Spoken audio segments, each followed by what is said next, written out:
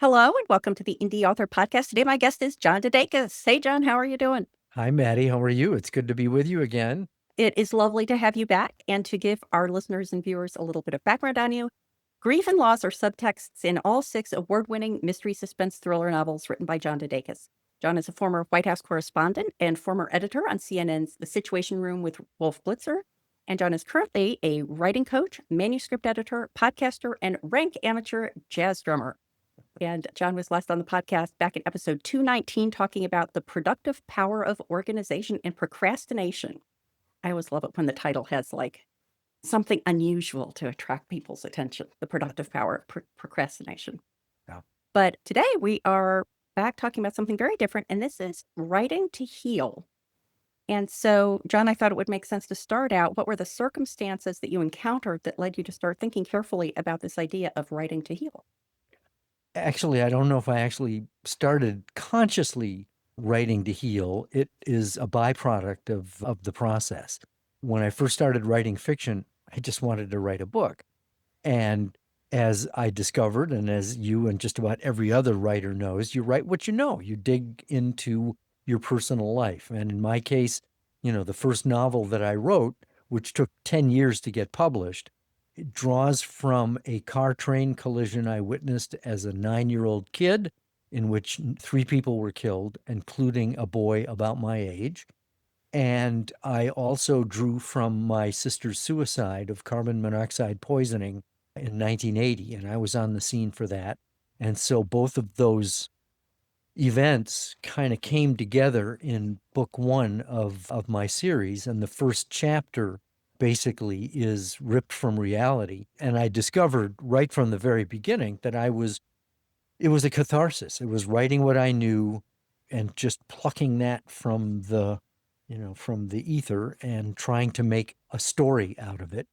And that then proceeded because I'm writing a series.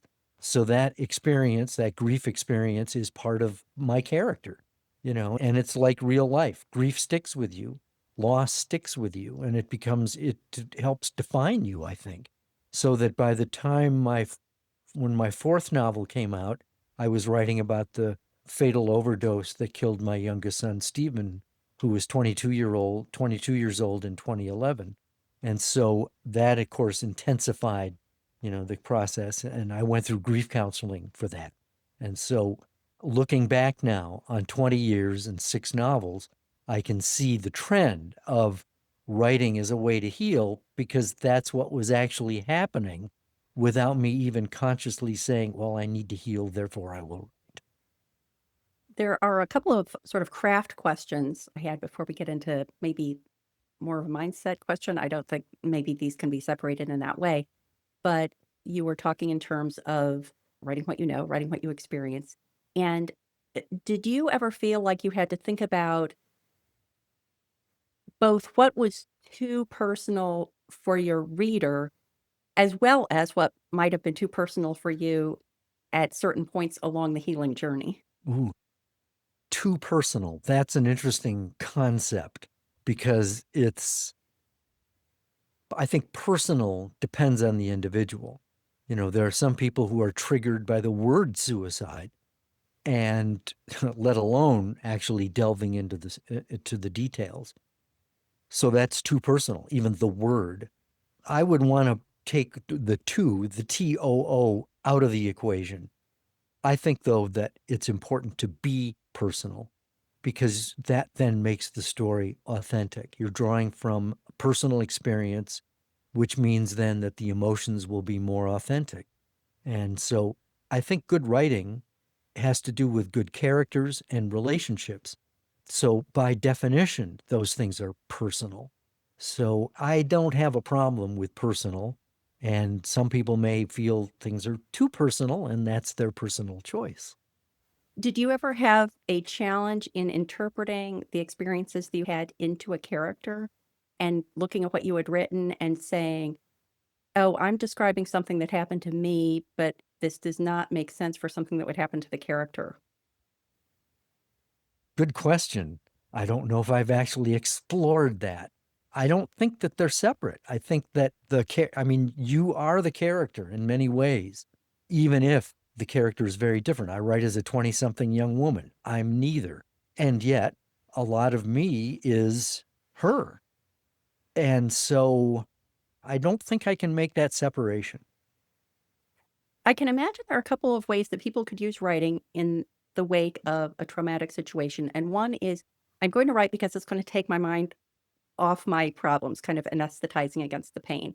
Mhm. But you have a concept that is more related to moving toward the pain. Can you talk about that a little bit? One of the things that somebody said to me after my sister died was move toward the pain. And I had no idea what that meant. My background, my professional background is journalism. So journalists cover pain all the time. We come across people on the worst day of their life. But we're trained to take our emotions out of it. And so you become detached from the pain. And so moving toward the pain was an alien concept. And yet when I did start writing, and to be honest, I mean, my sister died in 1980. I didn't start writing fiction until 1994. So there was about a 15-year gap in there. And so that, I think, made it possible for me to access it in a way that I hadn't before. But again, looking back at things from the vantage point of 20 to 30 years, I've recognized that our society tends to want to anesthetize the pain. We use drugs or whatever escape mechanism we can come up with to numb the pain or move away from it or ignore it or pretend that it doesn't exist. And yet it does. It festers if you don't deal with it. And so I've become much more conscious of the importance of mining the pain, especially if you're a writer. But even if you're not a writer, I think that there's a lot to be said for journaling or using some sort of a creative approach, poetry, writing music, painting, whatever, you can do to dig more deeply into yourself and let it out as a catharsis, I think is healing. There's an analogy I'm seeing to experiencing physical pain, which is my experience has always been that if I'm experiencing pain from something and I try to put it out of my mind, it just, it's Yep. worse. Right. And that the more I focus on the pain, like, is that really a burning pain or is it more like an itchy pain? Is it a stick? Or is it, and the more sort of analytical I can be about it, the easier it is to sort of assess it and then set it aside. Is that describing at all what you experienced from an emotional point of view if I writing to think, yeah, heal? I think there really is a parallel to that. I mean, there's a lot to be said for deconstructing what it is that's going on. And often I think that part of the pain of loss, and it doesn't necessarily even mean the loss of a loved one, it can be the loss of a pet, a job, a relationship, health, innocence. Any one of those losses, I think, ignites fear, fear of what your life is going to be like going forward. And I think it's really important to be able to deconstruct that, just as you were talking about in terms of being able to analyze, how you would describe the pain. Similarly, if you were looking at fear, it's like, well, what is it that I'm afraid of and why am I afraid? If I'm afraid of, going forward without this person, why is that a problem? What is it that I'm afraid of? And being able to deconstruct it, I think, helps you recognize that fear can exaggerate and we can actually talk ourselves into believing that the future is going to be much more fraught than it turns out that it actually is. Yeah, the other analogy I see to physical pain, you can tell I've if I ever come back in another iteration, career iteration, I just think this topic of how people experience pain is so interesting. And I remember back when my mother was around and she would be experiencing pain and the doctors would say on a scale of 0 to 10, 0 being no pain and 10 being the worst pain you can experience, what are you experiencing? And she would give a number. And I always thought that was less indicative of the pain the person was actually experiencing and more indicative of how a vivid an imagination they had. If 10 is the most you can imagine, then, 15. yeah, 15. But the other two aspects that I think are, important in pain management that I can see playing out here are understanding.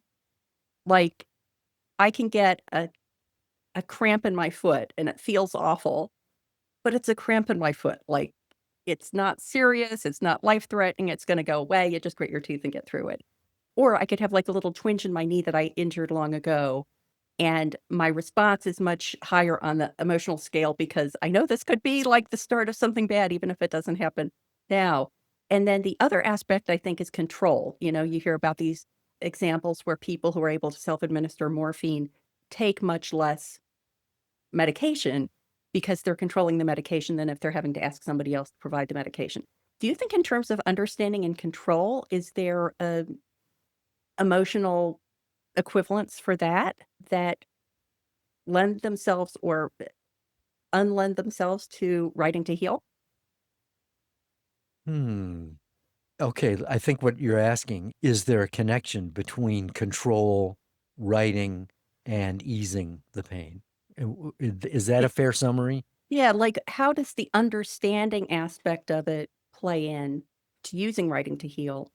And then how does the control concept feed in to the idea of writing to heal? I liked what you were talking about in terms of morphine and pain because I had a serious shoulder injury at one point, and I was in the hospital recovering, and it was one of those, you could give yourself a little more morphine. And I remember consciously backing off from that because it was making me loopy. And, the doctor had said, well, stay ahead of the pain, which is good advice. But I kind of like to face life, straight ahead and lucid. And so I was finding that the fact that there was the opportunity to control its administration helped, I think, manage it in a much better way than if someone else is telling me how to handle it. And I think that there is a parallel that writing, you know, it's only in the case of writing that's administering more pain, actually, when you think about it. I mean, in my fourth novel, Bullet in the Chamber, which chronicles as a subplot my son's disappearance and death, I cried the whole time I wrote the book. But there's a lot to be said for crying. I wish more guys did cry and weren't ashamed of it because I think it's an emotional safety valve. And it's almost the opposite of administering the morphine. Yeah. It's the opposite, but it has the same healing effect by instead of giving yourself a dose of morphine, you cry. And that is the balm that you need. It's very strange and counterintuitive, but I guess that's the best answer I can conjure at the moment. Yeah. Well, as we're talking, I realize that the way this analogy might break down for me is that the idea of you get a cramp in your foot and it hurts like hell, but you know it's going to go away. Like, you can assess the relative severity of the physical injury that you've suffered. But I think maybe a danger is that you devalue, de-recognize, I'm not sure what the term is, things that you think from an objective point of view don't really deserve grief or a need to heal from, like losing a pet. If someone says, I lost a relative versus I lost a pet, objectively, you kind of say, okay, well, those things aren't really equivalent. Like losing a person is different than losing a pet, but emotionally, they can both be the same. That's exactly it. That's my reaction. Yeah. Emotionally, they can be just as intense. Yeah. Emotions are, in a sense, illogical. They are unbidden. You can't control them per se. They just are there. So I would never want to minimize someone's pain because it's a pet and not their child. Because in many ways, the pet is, closer to them than any other person. And that you shouldn't minimize that because the pain is the pain and and it goes back to what you said, it's personal. Mhm. Yeah, I think that idea, if people are using writing to work through their pain in order to heal, then they shouldn't poo-poo the idea that focusing on something that objectively might seem to be less worthy of needing to heal, they shouldn't allow themselves to be inhibited by that. Oh, absolutely. Absolutely. I wouldn't disagree with that at all. So we've talked a little bit. You had said, you wish people would feel more comfortable about crying in the face of this pain. And there's just sort of the more general idea of being vulnerable, the importance of being vulnerable. I think that's from a craft point of view, always one of the first pieces of advice writers are offered. Can you talk a little bit more about how being vulnerable helped you in using writing to heal? I think it was partly because I wasn't starting out to say, oh, I'm going to be vulnerable now. I mean, that's not, I think that if we kind of take that off the table, vulnerability is, again, a byproduct. It is what it is because you're tapping into something that's personal and it becomes vulnerable.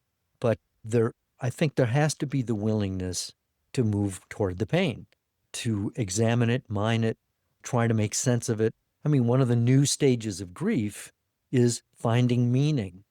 And I think that's part of the motivation that can be behind the writing is what does this mean? Why? And those are worthy questions and worthy pursuits. And if it means being vulnerable, then that's part of it. But I think that if you start out saying, I'm going to be vulnerable, you won't do it because we just kind of freeze up and we don't want to be exposed. And yet I think that if we are exploring something that's been painful to us, chances are it's going to resonate with other people as well, because grief and loss of whatever sort is universal. We all have experienced it. And I think that because it's a universal feeling and experience, we're less likely to be embarrassed about the vulnerability because it's shared. It's often shared it's not shared, it's experienced in private. And because it's private, we feel vulnerable because we haven't shared it with other people necessarily. And so that's frightening until we realize that as soon as you share it, you get a response of, oh, that makes sense because I've felt that way too. That vulnerability can bring people together. Counterintuitive again. It's personal, it's isolating, and you can go through it as if you're the only one experiencing it. But as soon as you realize that, you've gotten it out there, there's a unity that can happen. There's a connection that can happen that is surprising, can be surprising to you. Have you ever heard from readers of your books who respond saying they experienced something like the events that you represent in your book, and talk about that experience a little bit? It happened the first time I ever talked about it in public. And it's happened ever since. Whenever I mention those kinds of losses, there's at least one person in the audience that will come up and share something that happened to them. And in many cases, it's the first time that they've really talked about it with anyone. It's almost as if I'm giving them permission, to do that, to reveal that. Yeah, I do get that kind of feedback. And it's gratifying because it's it's been an unexpected consequence of telling a story that turns out to resonate with other people as well. Well, certainly writing about this kind of, a traumatic situation is high on the scale of gutsy things to do. And talking about it even with friends and family can be, maybe medium on the gutsy scale. But you mentioned journaling. So I Mhm. think journaling can be a great entree to coming to terms with those kinds of feelings. Can you talk about how you use journaling yourself to work through to healing? I've journaled since I was a kid, probably 10 years old. I mean, it was nothing, I don't think it was anything very articulate. I think the very first thing that I wrote that was articulate was when I broke up with my girlfriend in 1969. And I wrote, today I did probably the dumbest thing I've ever done. It It wasn't real long, but it was an accurate description of what was going on. And so my journaling is basically looking at the day previous and examining it, just the facts, because I'm a journalist, but I find myself also exploring why did I do that and why did I feel this way and recounting, experiences. And so that then was incorporated. The irony is that when Stephen was missing and died, I wasn't really journaling that much. I just needed to step away from it, but I returned to it. But I've discovered that it can be a way of chronicling the emotional journey. There was a guy who took one of my writing classes on writing a memoir, and he was writing a memoir about the death of his wife. And he said that he was keeping a journal at the time she died several years earlier.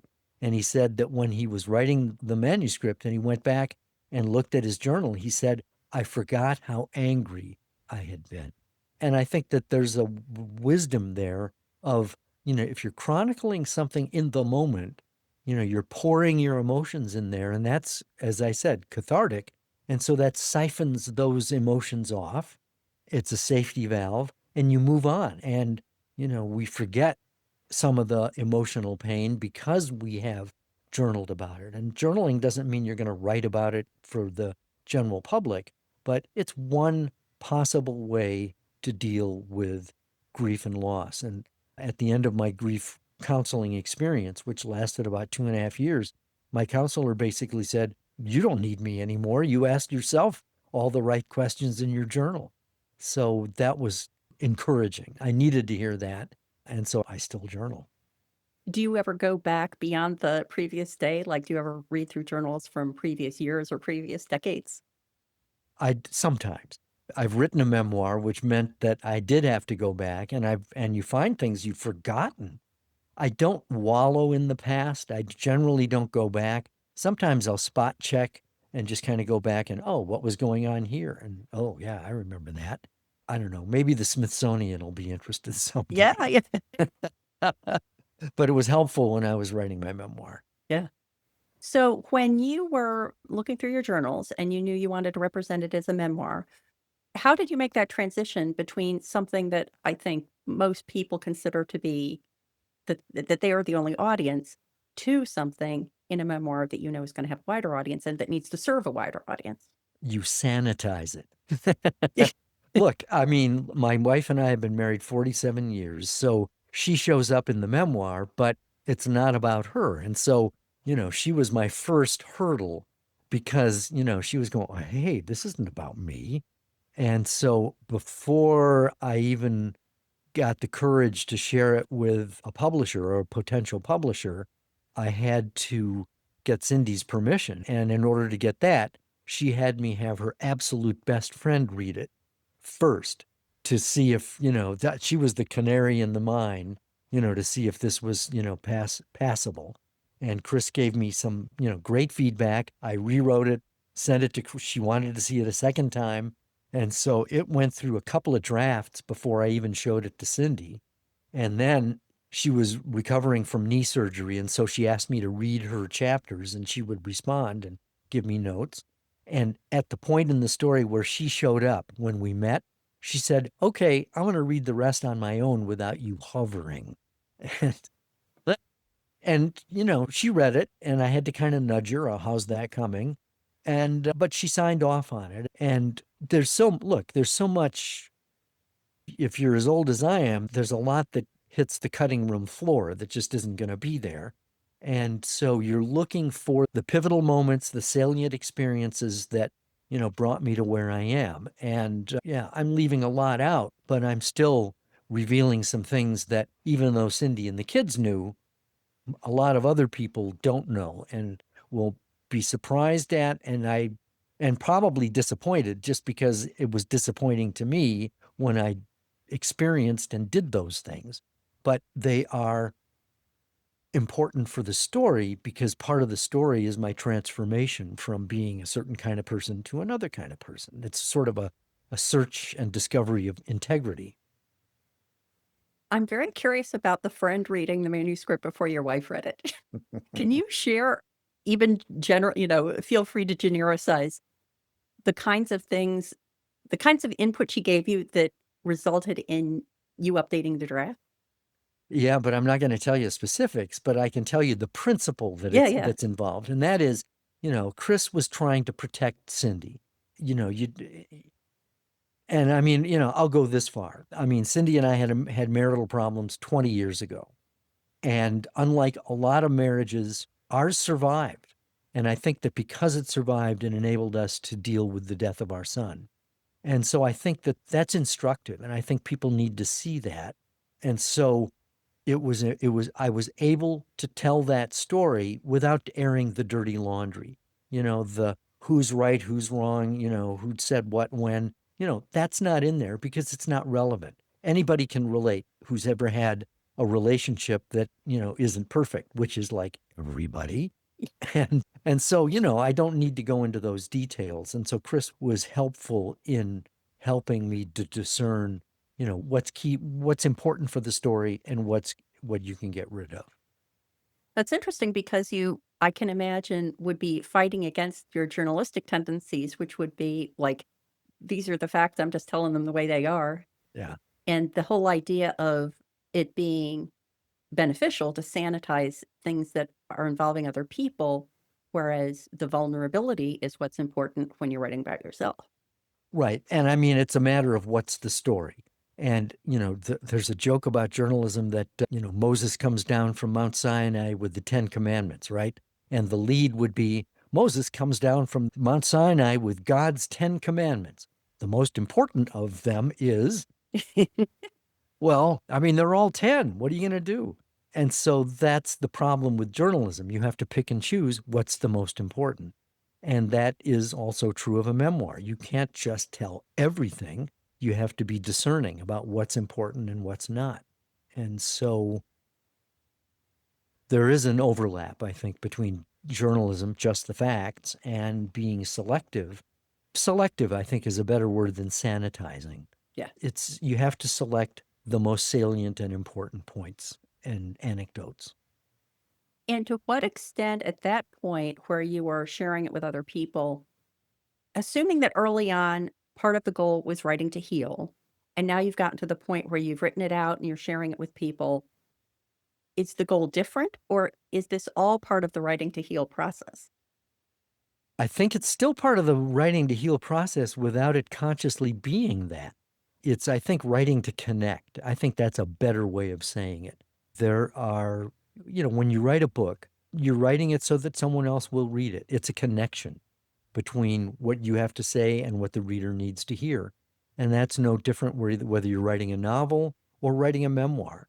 You're connecting. And I think that's really the ultimate goal. If grief and loss and vulnerability are part of that, so be it. But that's not in and of itself the purpose. Did you ever find in reading through your journals that you uncovered things that then caused you pain that wouldn't have caused you pain otherwise? You read about an argument you had with a boss a decade ago, and suddenly there's pain there that you otherwise would never have experienced again. Did you encounter that? And if you did, how did you deal with that kind of pain? Yes. And I felt it and moved on. Yeah. Or moved forward because, Yeah. moving on it gives you the impression that, dust it off, put it in a drawer, you move on.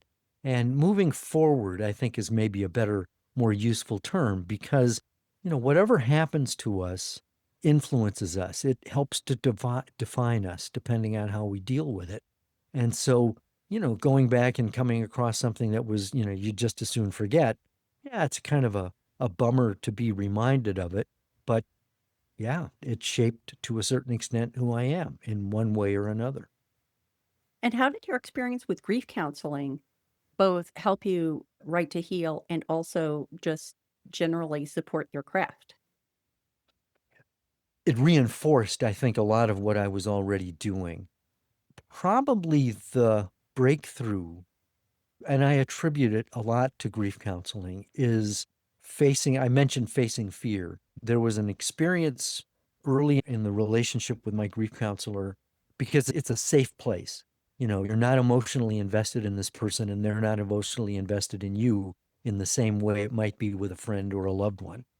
And so there was a point at which I said, there's something I really need to tell you. And the only other two people I've ever told this to are dead. And she flinched. And I said, that's not why they're dead. And then I told her, and it was like a major burden was lifted. And what it was, I'm not going to tell you. Thanks for asking. But it was a burden that was lifted. And being able to face that was incredibly freeing. And I think that the breakthrough that has spilled onto my writing and in terms of my relationships is that there's less fear now in life because I've faced the stuff that frightens me the most. The loss of my son, the looking objectively and emotionally at something that was very painful in my past. Being able to explore those things, and the consequences weren't nearly as bad as I had anticipated.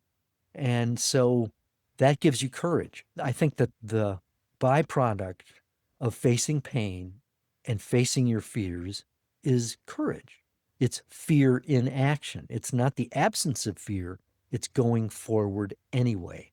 And I think that's true in life. And I think that's especially true as a writer.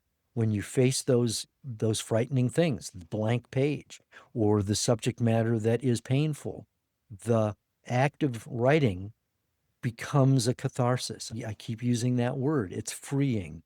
And it's freeing, not frightening. You had mentioned earlier the idea of poetry is one of the ways people can write to heal. And I think that if someone writes a poem about a painful experience that they're trying to heal from, then it can be a satisfying reading experience just living in that person's shoes for the period of the poem. You know, the fact that you're conveying a universal experience in an effective way in itself is a satisfying work. With a book, I think that people expect something more. Like, if there's a memoir, people, I believe, don't expect it to be like the airing of grievances. You know, a mere description of the painful experience is not going to be satisfying. They expect some resolution or advice or closure or something beyond the pain. And can you just talk a little bit about, one, whether that sounds correct to you, and if it does or if it doesn't, like, how did you act upon that or avoid that in your own writing? Oh, very good. You're right. A memoir shouldn't be settling scores or, getting the grievances out. And there really should be something redemptive. It's like, in fact, the last chapter of my memoir, the title is So What? It's like, well, I've told you all this. Now what? What are we going to do with that? And so I came up with several takeaways of, what this means. Of course, I love that we're talking about a memoir that hasn't been published yet, but maybe this will help get it published. Who Yeah. knows? But I think that's the point. You're telling stories, but there's a reason, there's a purpose, there's a takeaway. And I think that really is part of life. It's like, so what? Why are we here? What are we going to do? I think 50-year reunions, high school reunions, are tricky emotionally because we knew these people right at the cusp of our careers, where we were going to go from here. And then 50 years later, you're looking back. How did it turn out? And life doesn't always turn out the way you expect. Sometimes we do it to ourselves, and sometimes things are done to us. And so the end product is a lot different than the way it looked, when we were 18 and the sky was the limit. And it can be very emotional to go back and see how things turned out. I mean, in some cases there aren't, the people you were with at 18 didn't make it any farther, or much farther, or Yeah. all the way to 50 years later. Yeah. Well, I think that "So What" is a great, I'm gonna write it down on a Post-it note and stick it on my monitor because I just think "So What" is just generally a great piece of advice for writers, whether you're writing memoir or not. Like, this is Ah, a good question to keep the looping great back to. writing, it's a great writing prompt. Yes, it is. So great. Well, John, it's always lovely to speak with you, and even on such a serious topic as writing to heal. But please let everyone know where they can go to find out more about you, everything you do, more about writing to heal online. Well, okay. Well, and thank you, Matty. This has been a lot of fun, and you're a great interviewer, and you're making me think. You can get a hold of me through my website, which is johndedakis.com. That's a tricky Greek name, John, D as in dog E, D as in dog A, Kis as in Sam, johndedakis.com. My books are there, my speaking, my writing. You can get through to me through my website to get an email to me as well. So great. Thank you so much. Thank you.